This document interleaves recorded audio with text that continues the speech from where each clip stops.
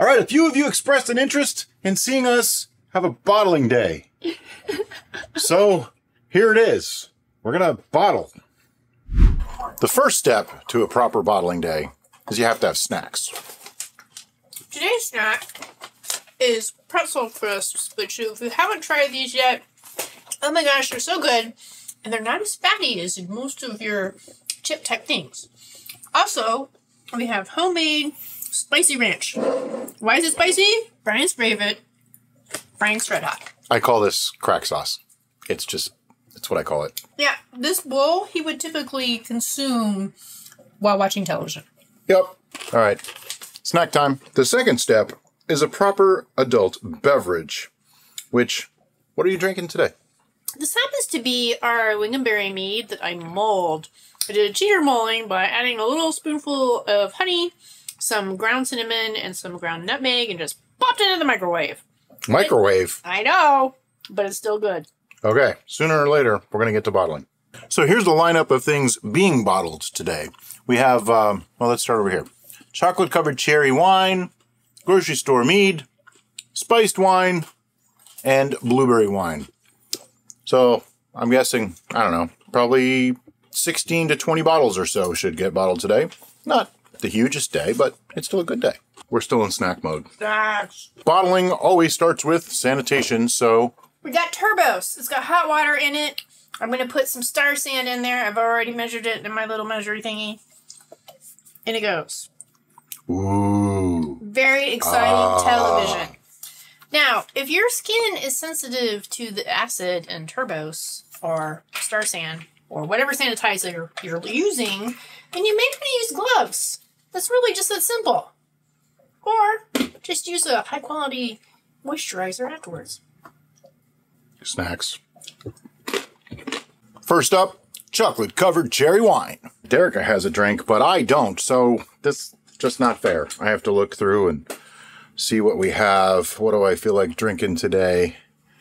Do you want a mead or you want a wine? I don't know. You're no hope. Spiced apple wine might be good. I thought we would bring that to my parents for the holidays. Okay, we'll bring that to your parents for the holidays. Mulberry wine. Why not? Mulberry wine. That's what I'm going to drink. Oh, could you get me a glass, please? And plus, do you want... Whoa! That's not the kind of sound you really want to hear. Do you want one of these? Yes! I'm going to drink from this. No, I haven't been drinking yet. I have. Yeah, a little bit. You didn't have that much. I'm naturally. See if I can pour and film at the same time. That's crazy. And if you hear screaming, that's fun. That's fine. You're going to hear me yell at her probably a lot. All right, so, yeah, there we go. What did we have to do with the snacks, Brian? What? What did we have to do with the snacks? The snacks had to go away because I will eat the entire thing. And then I won't want any dinner. It's a thing. So, Hold on, I need to do... All right, do your thing. Need to do like a little mini review of my mulberry wine. This is, what is this one? This is the 2-year taster bottle that we didn't do. Oh, wow, this is 15%, 0.992. It's from 2022, so this is a year old in the bottle now. It was a little on the outside. It smells awesome. Quite dry. Tastes like a really good red wine, though. All right, it's on. Hi. So we're here at the turbo station, and currently I have our favorite pitcher. Sanitizing, as you can see, don't fear the phone. Why is it our favorite pitcher? Why? Let me tell you its features. It has raised lettering that tells you not only what the volume is in US, but also metric. Da, da, da. It also has this spout. This spout is the best spout ever. For some reason, that seems obscene.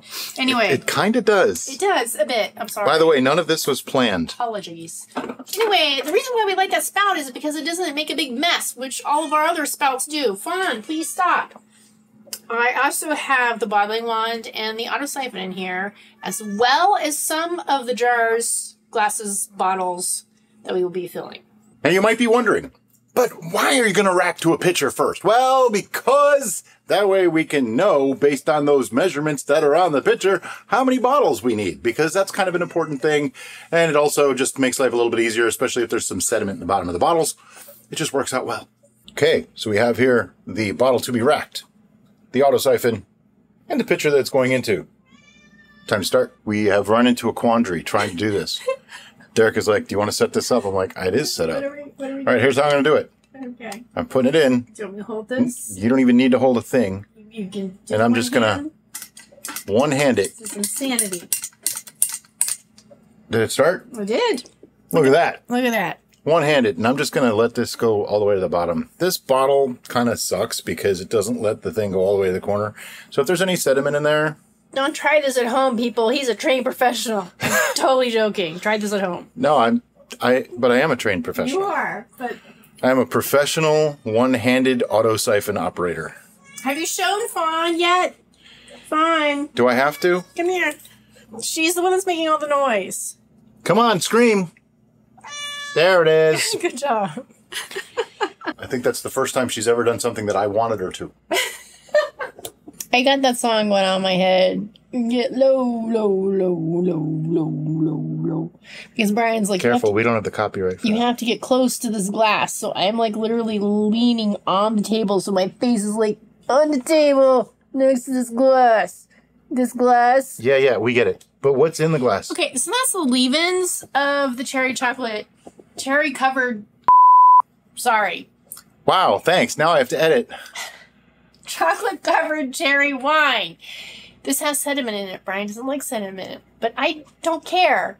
It's just going to sit there for a while, and then I'm going to drink it, and everybody will be happy. Now, the reason why there's sediment in there is because, like I said, the auto siphon doesn't really fit that fermenter very well. It's not really a fermenter. It's a Carlo Rossi 3-liter bottle, okay?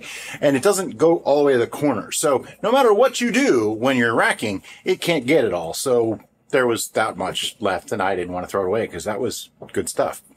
I don't think that video came out yet. Ha! This is the puddle of shame. So you really need to pay attention to your auto siphon because it likes to contain little bits of your beverage. And if you don't shake it and wiggle it just right, and you just take it out, it's going to create a puddle of shame. No matter how much you shake and how much you dance, There's a puddle the of shame. last half ounce ends up on the table. I did it. It's my fault, okay? All right, so looking at this, I see roughly 2.4 liters.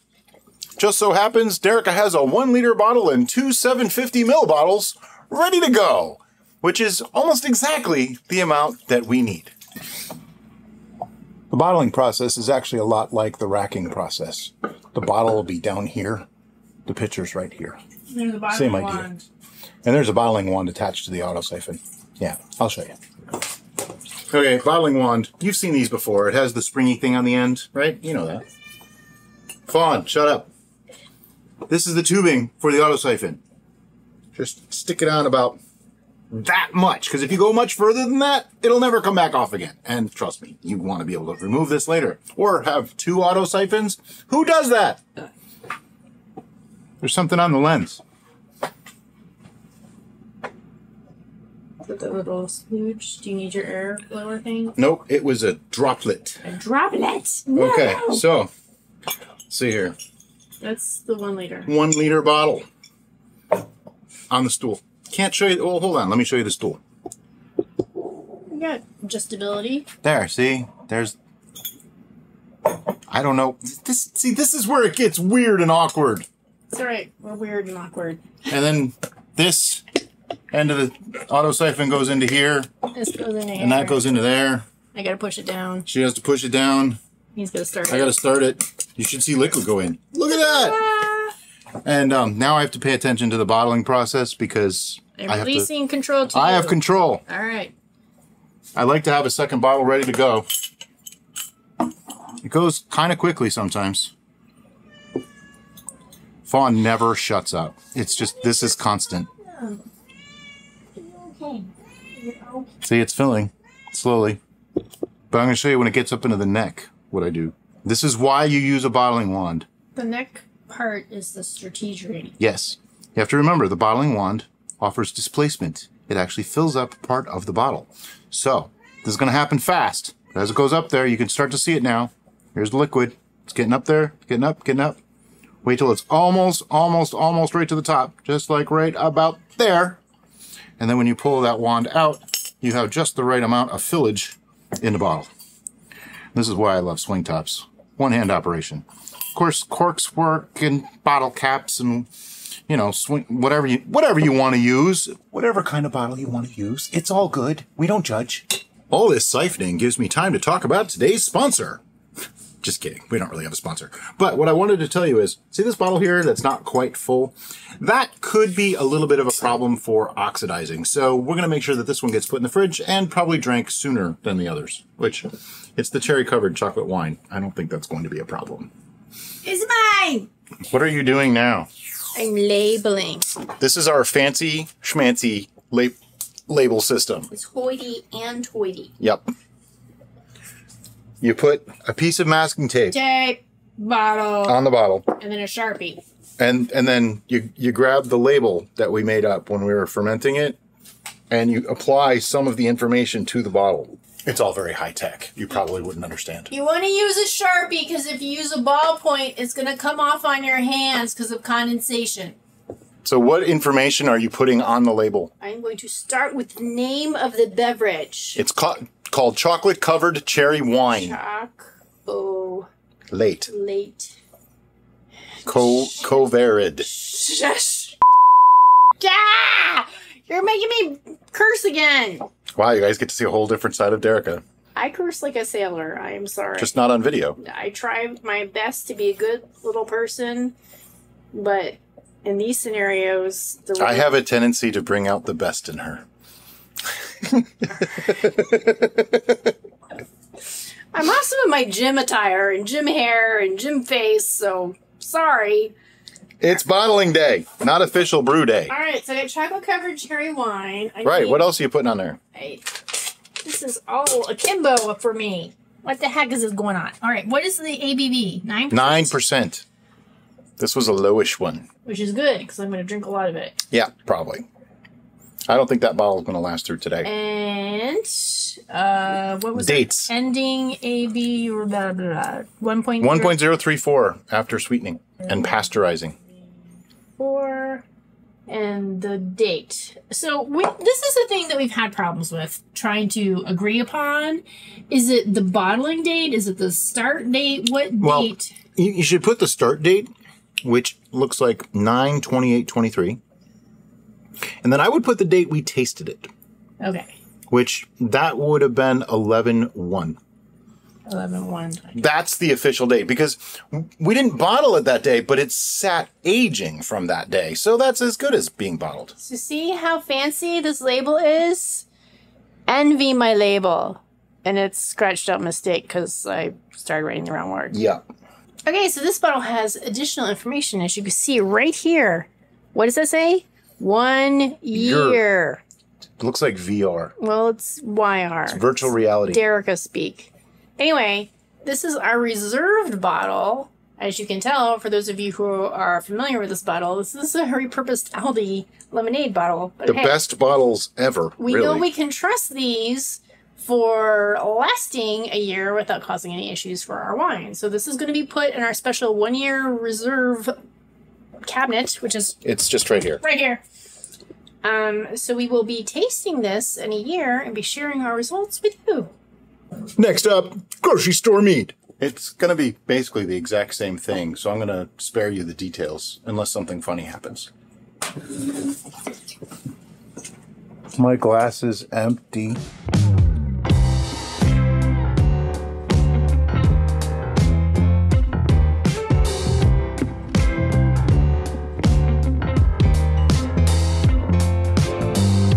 Now it's full.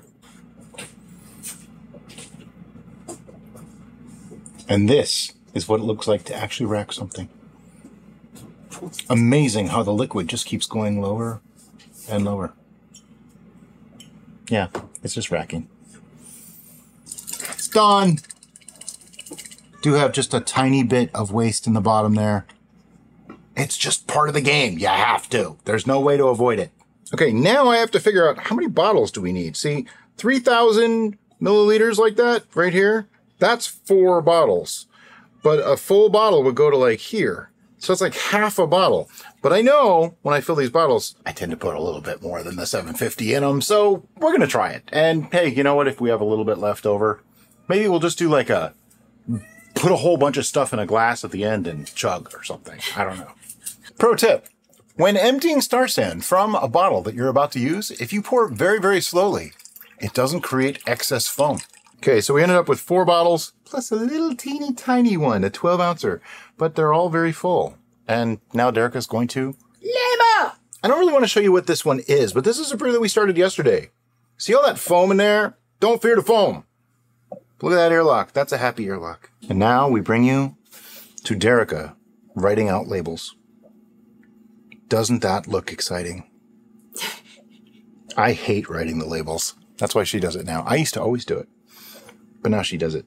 Despite what you may think, I'm actually prolific in calligraphy. I was actually pretty good at calligraphy when I was a kid. I stopped years and years ago. I took lessons and the whole shebang. Wow. And now I just got this scratch. This is what it looks like now. This is not calligraphy. No, definitely not. But it's readable, and that's what's important. Next up, blueberry wine.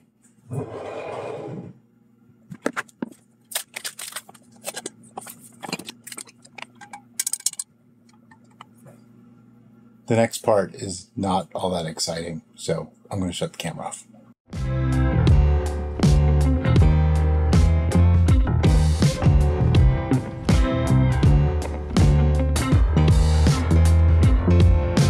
Time to figure out how many bottles.